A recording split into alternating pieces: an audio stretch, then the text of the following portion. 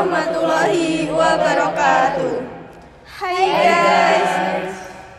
Perkenalkan, kami dari kelompok 1 mata kuliah Komunikasi Bisnis Lintas Budaya yang di sini akan sedikit mempresentasikan mengenai materi kebudayaan Barat dan Timur.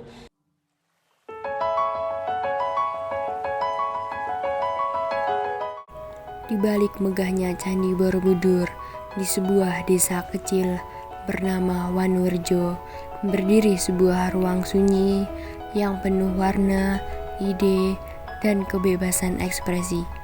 Namanya Limanjawi Art House, sebuah galeri seni yang sejak tahun 2002 menjadi rumah bagi semangat penciptaan yang tak dibatasi ruang dan aturan.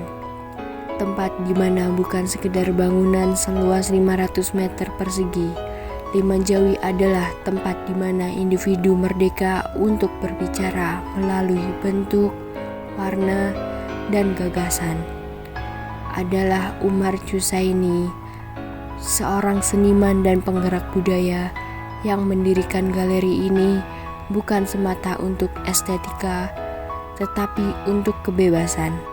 Sebelumnya, para seniman di kawasan Borobudur hanya bisa menciptakan di ruang-ruang sempit dan pribadi. Tak ada tempat untuk menunjukkan siapa mereka sebenarnya. Umar melihat itu. Ia memahami bahwa setiap seniman butuh ruang. Ruang yang tidak menuntut keseragaman, tetapi justru merayakan keberbedaan.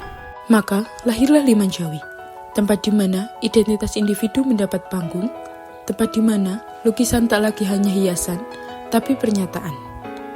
Sejak saat itu, galeri ini tidak pernah berhenti menyala. Pameran demi pameran terbuka bagi publik. Wisatawan yang datang ke Borobudur kini bisa singgah sejenak dan merasakan denyut kejujuran dari karya-karya yang terpajang di dinding galeri ini.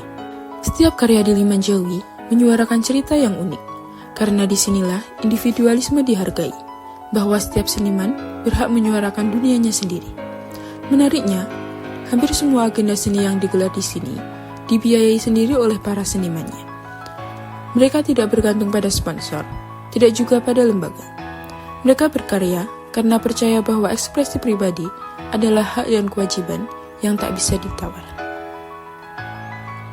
Bukan hanya untuk seniman profesional, Limanjawi juga membuka pintu untuk siswa, guru, dan pendidik lewat berbagai lokakarya. Karena individualisme bukan berarti egoisme. Di tempat ini berbagi pengetahuan adalah bagian dari ekspresi diri. Pada tahun 2015, sebuah momen penting terjadi. Ratu dari Denmark, Margrethe yang kedua, datang berkunjung ke Limanjawi. Selama 2 jam, beliau menyaksikan karya-karya seni lokal yang kuat dan penuh karakter. Ia menonton pertunjukan tari, berdiskusi dengan seniman, dan bahkan membeli salah satu lukisan untuk dibawa pulang ke negaranya.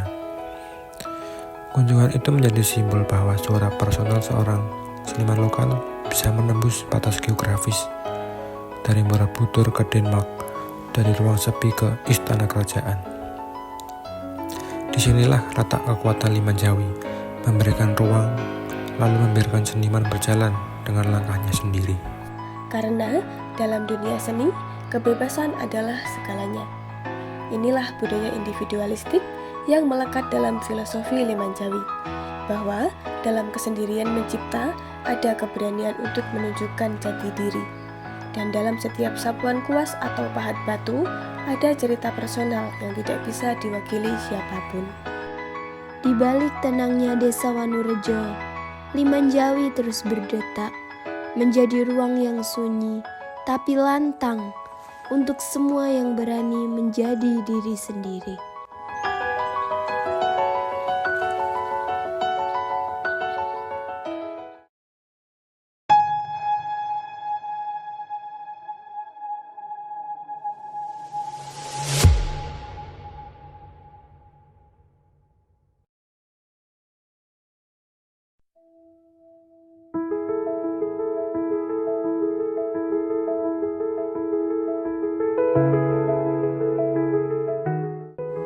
Di tengah denyut kehidupan kota Magelang, berdiri sebuah bangunan suci yang tak hanya menyimpan sejarah panjang, tetapi juga memancarkan nilai luhur dari peradaban timur.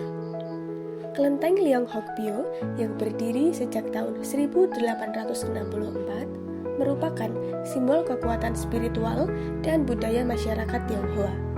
Disinilah jejak leluhur diabadikan dan nilai-nilai kebersamaan dijaga dengan sepenuh hati. Nama Leong Hokbyo yang berarti kuil naga pembawa keberuntungan bukan sekedar nama, melainkan harapan, perlindungan, dan lambang kekuatan kolektif yang diwariskan turun-temurun. Dalam budaya timur, terutama di masyarakat Tionghoa, kolektivisme adalah nafas kehidupan, bahwa satu orang tidak bisa hidup sendiri karena individu adalah bagian dari keluarga, komunitas, dan leluhur yang membimbing dari balik tirai waktu. Sejarah kelenteng ini berakar dari masa ketika para perantau Tionghoa meninggalkan tanah kelahiran mereka, menempuh perjalanan jauh menuju Jawa, dan akhirnya menetap di Magelang. Mereka datang bukan dengan tangan kosong, tetapi membawa keyakinan budaya dan semangat kebersamaan. Di tengah keterasingan dan tekanan, mereka tidak membangun untuk diri sendiri. Mereka membangun bersama. Tempat ibadah ini menjadi pusat spiritual dan sosial, tempat semua bersatu, berbagi, dan bertahan. Sosok seperti Kapiten Bi Koin Bi atau Joklok memainkan peran penting dalam mewujudkan kelenteng ini.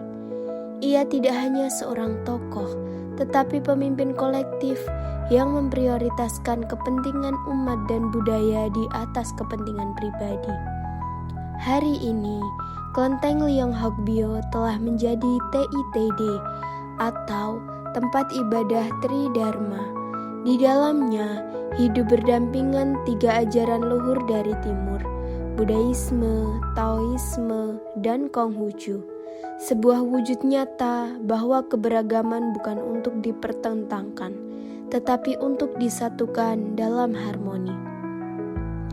Jadwal ibadah di sini mengikuti kalender Imlek setiap tanggal 1 dan 15, serta pada hari besar para dewa dan dewi, umat berkumpul mulai pukul 4 sore. Namun setiap hari dari pukul 6 pagi hingga 10 malam, pintu kelenteng terbuka untuk siapapun yang ingin bersembahyang secara pribadi.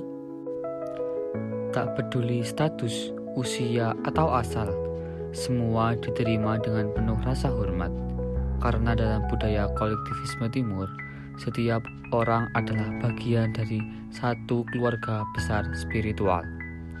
Di kelenteng ini, doa tidak dilantunkan sendiri, dupa dinyalakan bersama, harapan dipanjatkan bersama, dan perayaan diadakan bukan untuk pribadi, tapi untuk seluruh umat.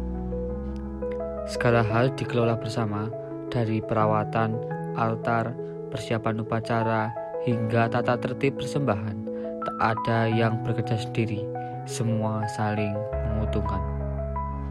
Bahkan ketika ada tantangan, seperti larangan atau keterbatasan, dari masa ke masa, komunitas ini tetap bertahan karena semangat kolektivis tak pernah padam. Kelenteng Leong Hokbyo bukan hanya tempat sembahyang. Ini merupakan ruang hidup dari filosofi timur yang mengajarkan bahwa kita ada karena bersama dan kita kuat karena saling menjaga. Leong Hokbyo adalah warisan yang tidak boleh dilupakan.